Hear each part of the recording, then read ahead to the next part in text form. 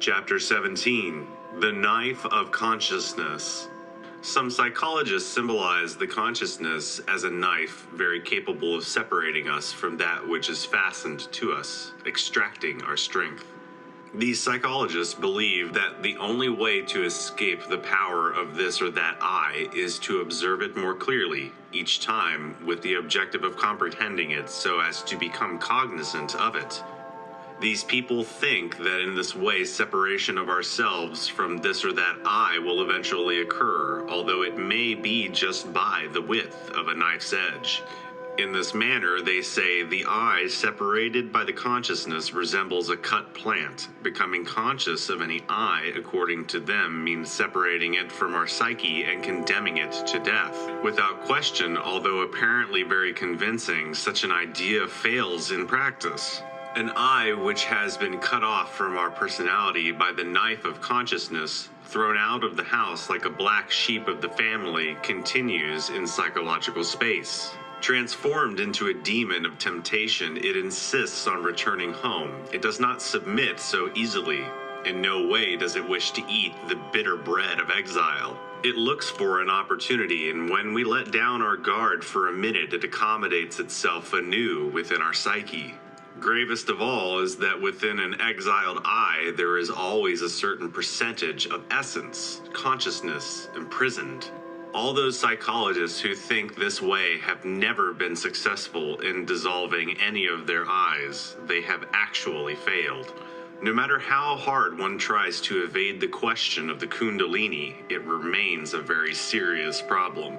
In fact, the ungrateful child never progresses in the esoteric work on himself. Obviously, an ungrateful child is anyone who scorns Isis, our own particular individual, divine cosmic mother. Isis is one of the autonomous parts of our own being, yet a derivative. The igneous serpent of our magical powers is Kundalini. Obviously, only Isis has the absolute power to disintegrate any I. This is irrefutable, indisputable, and incontrovertible. Kundalini is a compound word. Kunda reminds us of the abominable Kunda buffer organ. The Lini is an Atlantean term meaning termination. Kundalini means the termination of the abominable Kunda buffer organ. In this case, it is imperative not to confuse Kundalini with Kunda buffer. As we already stated in a previous chapter, the igneous serpent of our magical powers is found coiled up 3.5 times inside a certain magnetic center located in the coccygeal bone at the base of the spinal column. When the serpent rises, it is Kundalini. When it descends, it is the abominable Kunda buffer organ. Through white tantra, the serpent ascends victoriously along the spinal canal, awakening the powers of deification. Through black tantra, the serpent hurtles downward from the coccyx towards the atomic infernos of the human being. This is how many are transformed into terribly perverse demons. Those who make the mistake of attributing all the sinister, negative characteristics of the descending serpent to the ascending serpent definitely fail in the work upon themselves. The evil consequences of the abominable Kunda buffer organ can only be annihilated with the Kundalini. It would not be an overstatement to say that such evil consequences are crystallized in the pluralized ego of revolutionary psychology. The hypnotic power of the descending serpent has submerged humanity in unconsciousness. By contrast, only the ascending serpent can awaken us. This truth is an axiom of Hermetic wisdom. Now we better understand the deep significance of the sacred word, Kundalini. Conscious will is always represented as a sacred woman, Mary, Isis, who crushes the head of the descending serpent. Frankly speaking, in plain language, the dual flow of light, the living and astral fire of the earth has been represented in ancient mysteries as a serpent with a bull, billy goat, or dog's head. It is the double serpent of the Caduceus of Mercury and the tempting serpent of Eden. But it is also, without the slightest doubt, the bronze serpent of Moses entwined in the taw, that is to say, the generating lingam.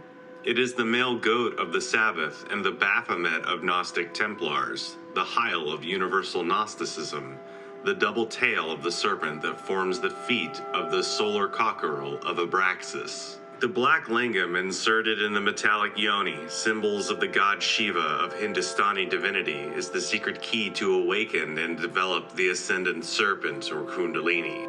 This is under the lifelong condition of never spilling the vessel of Hermes Trismegistus, the thrice great god, ibis of Thoth. We have spoken between the lines for those who know how to understand. Whosoever has understanding, let them understand, for herein lies wisdom. Black Tantra practitioners are different. They awaken and develop the abominable kundabuffer organ, serpent of temptation from Eden, when they commit the unpardonable crime of spilling the sacred wine during their rites. Chapter 18. The Psychological Country. Unquestionably, just as there is an external country within which we live, there is also a psychological country within us. People are never ignorant of the city or region within which they live. Unfortunately, the psychological place in which they are is unknown to them. At a particular point in time, anyone would know what neighborhood or community they are in. But psychologically speaking, it does not happen that way. Normally, people do not have the slightest idea of where they are in their psychological country at any given moment. Just as there are communities of decent, cultured people in the physical world, the same occurs in the psychological region within each one of us. Without a doubt, there are very graceful and beautiful communities within us. Just as in the physical world we have communities or neighborhoods with dangerous alleyways full of assailants, the same is true of the psychological regions within us. It all depends on the type of person we associate with. If we have drunkards as friends, we will head for the pub, and if they are ultimately daredevils, undoubtedly our destiny will be the brothel. Within our psychological country, each one of us has our own companions, our eyes, that will lead us where they need to, in keeping with their psychological characteristics. A virtuous and honorable woman, a magnificent wife of exemplary conduct, living in a beautiful mansion in the physical world, might find herself within a den of prostitution within her psychological country because of her lewd eyes. An honorable man of irreproachable honesty, a splendid citizen, could find himself in a den of thieves within his psychological land because of his vile companions, thieving eyes, deeply submerged within the subconsciousness. An anchorite and penitent, possibly a monk living austerely within his cell in a monastery, could find himself psychologically situated within a colony of murderers, gangsters, attackers, and drug addicts. This is due precisely to the infraconscious or unconscious selves profoundly submerged within the most complex labyrinths of his psyche. There is a reason behind the saying, there is much virtue in the wicked and much wickedness in the virtuous. Many canonized saints still live within psychological brothels or dens of thievery. That which we are affirming so emphatically may shock the sanctimonious, the pious, the learned ignoramuses and know-it-alls, but never the true psychologists. Although it may seem incredible, in the incense of prayer, transgression is also hidden. In the cadences of verse, misconduct is also concealed.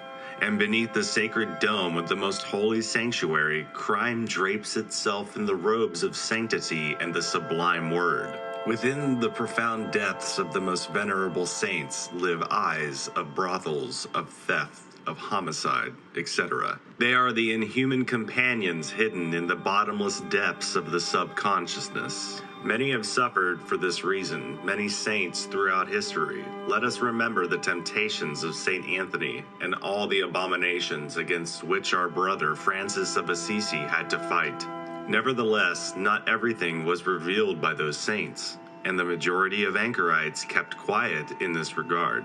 It astonishes one to think that some of the most penitent and holy anchorites live in psychological communities of prostitution and thievery. Still, they are saints, and if they have not yet discovered these frightening things within their psyches, when they do, they will quickly use cleases upon their flesh, and quite possibly will flail themselves. They will pray to their divine mother Kundalini to eliminate from their psyches these evil companions found in the dark caverns of their own psychological country. Much has been said by the different religions about life after death and the great beyond. Wretched people, They should not rack their brains anymore about what lies on the other side beyond the grave. Without question, after death, each of us continues living in our own usual psychological community. The robber will continue in the den of thieves. The lustful in the brothel will continue like a phantom of ill omen. Irritable, furious people will continue living in the dangerous alleyways of vice and anger where daggers gleam and gunshots ring out. The essence in itself is very beautiful. It came from above, from the stars. Lamentably, it is smothered deep within all these eyes we carry inside. By contrast, the essence can retrace its steps, return to the point of origin, go back to the stars, but first it must liberate itself from its evil companions, who have trapped it within the slums of perdition. When those distinguished Christified masters, Francis of Assisi and Anthony of Padua, discovered within themselves the eyes of perdition, they suffered terribly. There is no doubt that by means of conscious work on the voluntary suffering, they succeeded in reducing to cosmic dust the assembly of inhuman elements that lived within them. Without a question, those saints became Christified and returned to the point of origin after much suffering. First of all, it is necessary, urgent, and imperative that our magnetic center, which is abnormally established in our false personality, be transferred to the essence. In this way, the complete human can initiate his journey from the personality up to the stars, ascending in a progressive, didactic way, step by step, up the mountain of the being.